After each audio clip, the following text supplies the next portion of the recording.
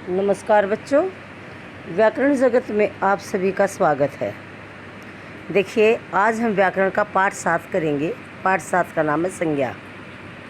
और सभी बच्चे संज्ञा के बारे में अच्छी प्रकार से जानते भी हैं, लेकिन हम थोड़ी सी और जानकारी प्राप्त करेंगे। ठीक है, तो सभी बच्चे पेज 78 खोलेंगे। व्याकरण का पाठ 7 संज्ञा, पेज 78। तो देखिए, सबसे ऊपर देखिए, तालाब के किनारे एक पेड़ पर एक कौवा बैठा है। उसे प्यास लगी है, प्यास लग रही थी। तालाब के किनारे पेड़ पर एक कौवा बैठा है, उसे प्यास लग रही थी। फिर तालाब के किनारे पेड़ के ऊपर बैठा हुआ कौवा तो तालाब के किनारे क्यों बैठा है? क्योंकि उसे प्यास लग रही थी। तो प्यास लग रही थी तभी तो तालाब के किनारे बैठा है। इसी प्रकार अगले वाक्य में देखिए, प्रियंका साइकिल से स्कूल जाती है। प्रियंका साइकिल से स्कूल जाती है। तो बच्चों, लाल स्याही वाले जो शब्दों को देखिए, उपर्युक्त वाक्यों में यानी कि ऊपर दिए गए वाक्यों में रंगीन शब्दों किसी न किसी के नाम, स्थान, वस्तु व भाव का बोध करा रहे हैं। ठीक है, जैसे देखिए, प्रियंका एक लड़की का नाम है। प्रियंका लड़की का नाम है और कौवा एक प्राणी का नाम है। इसी प्रकार साइकिल जो है किसका नाम है? साइकिल। और पेड़ ये वस्तुओं के नाम है। जो चीज़ें सांस नहीं लेती वे वस्तुओं में आती हैं। स्कूल, तालाब ये स्थानों के नाम हैं। स्कूल और तालाब स्थानों के नाम है। और प्यास भाव का नाम है। प्यास से पता चलता है किसमें भाव है। भावात्मक संज्ञा कभी दिखाई नहीं देती, महसूस की जाती है छू करके या चख करके। ठीक है, तो इसी प्रकार देखिए बच्चों, प्रियंका एक लड़की का, कौवा एक पक्षी का, अर्थात प्राणी का। कौवा एक पक्षी का या एक प्राणी का, और साइकिल व पेड़ वस्तुओं के, तालाब और स्कूल स्थानों के, व कौवे का प्यासा होना एक भाव का बोध करा रहे हैं। तो बच्चों, ये शब्द संज्ञा है। ये किसी ना किसी के नाम है ना, तो ये संज्ञा है। अर्थात कोई भी नाम है। इस संसार में कोई भी वस्तु ऐसी नहीं है जिसका कोई नाम नहीं है। जो भी नाम है, चाहे वो किसी का भी नाम है, चाहे व्यक्ति का, चाहे स्थान का, चाहे प्राणी का है। ठीक है, तो वो सब क्या कहलाता, चाहे वो जाति है तो वो क्या कहलाते हैं? संज्ञा। यानी कि नाम को संज्ञा कहते हैं। नाम को संज्ञा कहते हैं। संज्ञा वे शब्द हैं जो किसी व्यक्ति, वस्तु, स्थान अथवा भाव का बोध कराते हैं, उसे हम संज्ञा कहते हैं। देखो बच्चों, संज्ञा के वैसे तो 3 भेद होते हैं मेन, लेकिन संज्ञा के इसमें 5 भेद दिए गए हैं। मैं बताऊंगी कि 5 भेद कैसे हैं, लेकिन मेन संज्ञा के मुख्य 3 भाग ही हैं: व्यक्तिवाचक संज्ञा, जातिवाचक संज्ञा और भाववाचक संज्ञा। ठीक है, और चौथा दिया है द्रव्यवाचक संज्ञा, और 5वां समुदायवाचक संज्ञा। द्रव्यवाचक संज्ञा और समुदायवाचक संज्ञा ये जातिवाचक संज्ञा में ही आते हैं, लेकिन इसमें अलग दिए गए हैं, लेकिन इनके अलग की कोई आवश्यकता नहीं है। फिर भी मैं आपको समझाऊंगी। ठीक है, तो देखिए, संज्ञा का पहला भेद है व्यक्तिवाचक संज्ञा। ठीक है, पहला भेद क्या है? व्यक्तिवाचक संज्ञा। देखिए, नेहरू जी भारत के प्रथम प्रधानमंत्री थे। रामचरितमानस तुलसीदास द्वारा रचित ग्रंथ है, यानी कि रामचरितमानस जो तुलसीदास जी ने लिखा है। ठीक है, इसी प्रकार रोहन के पास एक गाय है, गंगा हिमालय से निकलती है। ठीक है, अब जो ये लाल स्याही वाले जो शब्द हैं इनको ध्यान से देखिए। उपर्युक्त वाक्य में रंगीन शब्द नेहरू, भारत, रोहन, रामचरितमानस, तुलसीदास, गंगा तथा हिमालय किसी विशेष व्यक्ति, देश, पद, ग्रंथ, प्राणी और स्थान के नाम हैं। यानी कि विशेष व्यक्ति, विशेष स्थान, ठीक है, और विशेष वस्तु का जो शब्द बोध कराते हैं, उन्हें हम व्यक्तिवाचक संज्ञा कहते हैं। वे व्यक्तिवाचक संज्ञा में आते हैं। जो शब्द किसी विशेष प्राणी, विशेष वस्तु, विशेष स्थान का बोध कराते हैं, उन्हें व्यक्तिवाचक संज्ञा कहा जाता है। अब नेहरू जी विशेष नाम है ना, और भारत एक पर्टिकुलर देश है, एक ही है, विशेष है। इसी प्रकार रामचरितमानस विशेष ग्रंथ का नाम है, और तुलसीदास भी व्यक्ति का नाम है विशेष, जिसने रामचरितमानस लिखा। और रोहन भी एक विशेष अलग नाम है, विशेष नाम है, यानी कि पर्टिकुलर नाम दिया है। गंगा और हिमालय भी एक ही हैं, गंगा भी एक है, हिमालय भी एक है, तो विशेष नाम है। ठीक है। तो बच्चों, किसी विशेष प्राणी, विशेष वस्तु या विशेष स्थान का बोध कराने वाले शब्दों को व्यक्तिवाचक संज्ञा कहा जाता है। समझ गए? जैसे सोनीपत है, पानीपत है, दिल्ली है, गीता है, सीता है, रामायण है, महाभारत है, कृष्णा नदी है, व्यास नदी है, गोमती नदी है, तो ये सब क्या है? ये व्यक्तिवाचक संज्ञा के अंदर ही आती हैं। ठीक है, समझ आ गया व्यक्तिवाचक है। अब दूसरा है पेज नंबर 79 पर, दूसरा भेद इसका जातिवाचक संज्ञा। देखिए, घड़ी मेज पर है, बच्चे माता पिता की आज्ञा का पालन करते हैं, चिड़ियाघर में पशु पक्षी कई स्थानों से लाए जाते हैं, वृक्ष पर चिड़ियाँ बैठी हैं। तो बच्चों, इन वाक्यों में घड़ी, मेज, बच्चे, माता पिता, चिड़ियाघर, पशु पक्षी, वृक्ष और चिड़िया शब्द किसी विशेष व्यक्ति, स्थान तथा प्राणी के नाम की ओर संकेत नहीं कर रहे हैं।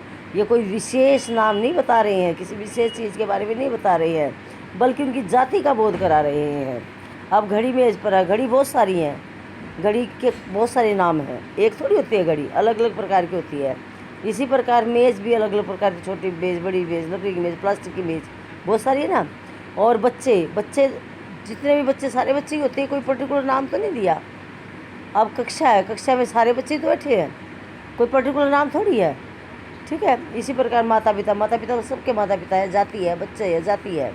और चिड़ियाघर में, चिड़ियाघर कहाँ का चिड़ियाघर? दिल्ली का चिड़ियाघर, चिड़ियाघर का कोई पर्टिकुलर नाम भी तो हो, राजस्थान का चिड़ियाघर। ठीक है। इसी प्रकार पशु पक्षी भी बहुत सारे होते हैं। ठीक है।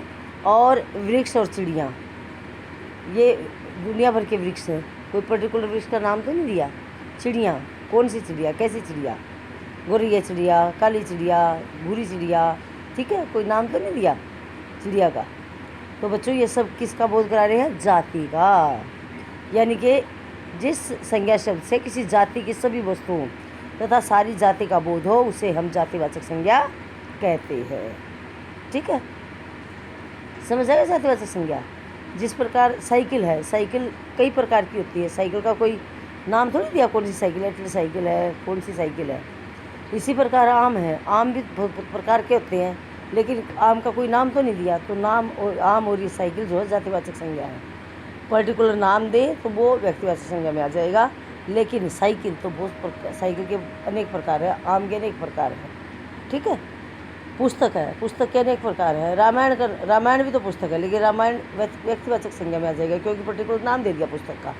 लेकिन पुस्तक है, पुस्तक तो बहुत सारी होती है, पुस्तक तो अलग अलग प्रकार की होती है, तो पुस्तक जातिवाचक संज्ञा में आएगा।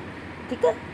तो बच्चों, जिस संज्ञा शब्द से किसी जाति की सभी वस्तुओं का बोध हो अथवा सारी जाति का बोध हो, उसे हम जातिवाचक संज्ञा कहते हैं। समझ आ गया? अब तीसरा भाववाचक संज्ञा। तो बच्चों देखिए, ध्यान से सुनेंगे इस भाववाचक संज्ञा को। राधा कृष्ण का प्रेम विश्वविख्यात है, सुख दुख सभी के साथ जुड़ा है, बुढ़ापे में शरीर धीरे धीरे शिथिल होता जाता है। राम और सुग्रीव की मित्रता एक उदाहरण है। बचपन की स्मृतियाँ बहुत मधुर होती है। तो बच्चों, इन वाक्यों में देखिए, प्रेम, मित्रता, सुख दुख, बचपन, मधुर और बुढ़ापा शब्द जो है गुण, किसी के गुण, अवस्था, दशा आदि का बोध करा रहे हैं। और ये भाव हैं, इनका कोई आकार नहीं होता, कोई भी आकार इनका नहीं होता। हम इनको केवल अनुभव कर सकते हैं, हम इनको देख नहीं सकते। अब मेज़ है, माता पिता है, बच्चे है, चिड़िया है, पशु पक्षी है, वृक्ष है, गंगा है, हिमालय, इनको हम देख सकते हैं ना। सुख दुख को हम देख सकते हैं? नहीं देख सकते, महसूस होगा हमें। ठीक है, महसूस करेंगे, मैं दुख है, हमें सुख है। अब हाथ में दर्द हो जाएगा, दर्द मान लो, उस दर्द को हमें दिखाई देगा, महसूस करेंगे दर्द हमें। ठीक है। बुढ़ापा है, अब बुढ़ापा में दिखाई थोड़ी देता है, अब महसूस करते हैं कि बूढ़े हो गए, चला नहीं जाता। इसी प्रकार बचपन है। ठीक है, बचपन, छोटा बच्चा है, बचपन है, तो वो महसूस करते हैं भी छोटा बच्चा है, बचपन थोड़ी दिखाई देता हमें। मित्रता है, मित्रता में दिखाई देती है, हम तो एक दूसरे के साथ रहते हैं। ठीक है। इसी प्रकार मधुर, अब मीठा बोलेंगे, मधुर बोलेंगे, क्या मधुर हमें दिखाई देगा? नहीं, उसकी भाषा से पता चलेगा कि वो मीठा बोल रहा है, मधुर बोल रहा है। ठीक है। तो बच्चों, ये ऐसे जो शब्द जो है भाववाचक संज्ञा कही जाती हैं, जैसे आज़ादी, सुख दुख, बुढ़ापा, सजावट, साहस, स्वतंत्रता, सत्य, अहिंसा आदि। ठीक है, यानी कि जिन संज्ञा शब्दों से किसी व्यक्ति, स्थान अथवा वस्तु के गुण, दोष, दशा या अवस्था आदि का बोध हो उन्हें भाववाचक संज्ञा कहते हैं। समझ गए भाववाचक संज्ञा। अब नंबर 4 है द्रव्यवाचक संज्ञा। ये द्रव्यवाचक संज्ञा बच्चों जातिवाचक संज्ञा में ही आती है। बोतल में दूध है, गणेश जी की मूर्ति सोने की है।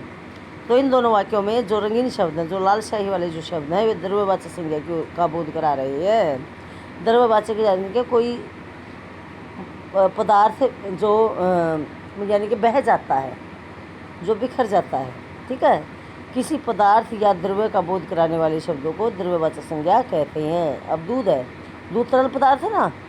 गणेश जी की मूर्ति सोने की है। अब सोना क्या है, सोना को हम पिघला लेंगे तो वो भी पिघल जाएगा। ठीक है, तो ऐसे शब्दों को द्रव्यवाचक संज्ञा कहा जाता है, यानी कि किसी पदार्थ का या द्रव्य का बोध कराने वाले शब्दों को द्रव्यवाचक संज्ञा कहते हैं। दूध, पानी, सोना, चांदी, मिट्टी, हवा आदि ये सब द्रव्यवाचक संज्ञा। हवा भी फैल जाती है, इधर उधर चली जाती है। मिट्टी है, मिट्टी भी फैल जाती है, बिखर जाती है। चांदी है, चांदी को पिघलाएंगे वो भी पिघल जाएगी। सोने को पिघलाएंगे पिघल जाएगी। पानी भी बह जाता है, दूध भी बह जाता है। तो ऐसे शब्द द्रव्यवाचक संज्ञा में आते हैं। ठीक है, अब आखिरी है समुदायवाचक संज्ञा। देखिए, हिरणों का झुंड पानी पी रहा है, कक्षा में बच्चे बैठे हैं। समुदाय जो समूह में हो। ठीक है, जैसे हिरणों का झुंड पानी पी रहा है, झुंड से पता चलता है कि एक हिरन नहीं है, बहुत सारे हिरन इकट्ठे हैं। और कक्षा में क्या एक ही बच्चा होता है, एक बच्चे से कक्षा बनती है? नहीं, कक्षा में बहुत सारे बच्चे बैठते हैं। ठीक है, तो बहुत सारे बच्चों से मिलाकर कक्षा कही जाती है। तो बच्चों, जिन संज्ञा शब्दों से व्यक्तियों, प्राणियों, वस्तु आदि के समुदाय या समूह का बोध हो, ठीक है, उसे हम समुदायवाचक संज्ञा कहते हैं। यानी कि जो चीज़ समूह में हो। ठीक है, जैसे सेना है, अब सेना एक सैनिक से सेना बनेगी नहीं। ठीक है, तो जो चीज़ें समूह में होती हैं वे समुदायवाचक संज्ञा कही जाती हैं। ठीक है, तो बच्चों, इन दोनों संज्ञा भेदों द्रव्यवाचक और समुदायवाचक को परंपरा से जातिवाचक संज्ञा के अंतर्गत ही माना गया है। तो दोनों संज्ञा जो है समुदायवाचक और द्रव्यवाचक संज्ञा दोनों जातिवाचक संज्ञा में ही आती हैं। ठीक है, तो वो मुख्य रूप से संज्ञा के 3 ही भेद कही गई है, व्यक्तिवाचक संज्ञा, जातिवाचक संज्ञा और भाववाचक संज्ञा। ठीक है, तो बच्चों, ये था हमारा संज्ञा का पाठ और आशा है कि आपको समझ आ गया होगा। फिर भी नहीं समझ आया हो तो आप मेरे से निसंकोच पूछ सकते हैं। और अभी मैं इसकी एक्सरसाइज आपको PDF में भेज रही हूँ और कल इसी में से टेस्ट लिया जाएगा। गूगल टेस्ट जो है इसी एक्सरसाइज में से है, इसी पाठ में से लिया जाएगा। तो सभी बच्चे इसको ध्यान से पढ़ेंगे, एक बार घर जाकर दोबारा से रिपीट करेंगे। ठीक है, धन्यवाद, शुभ दिन।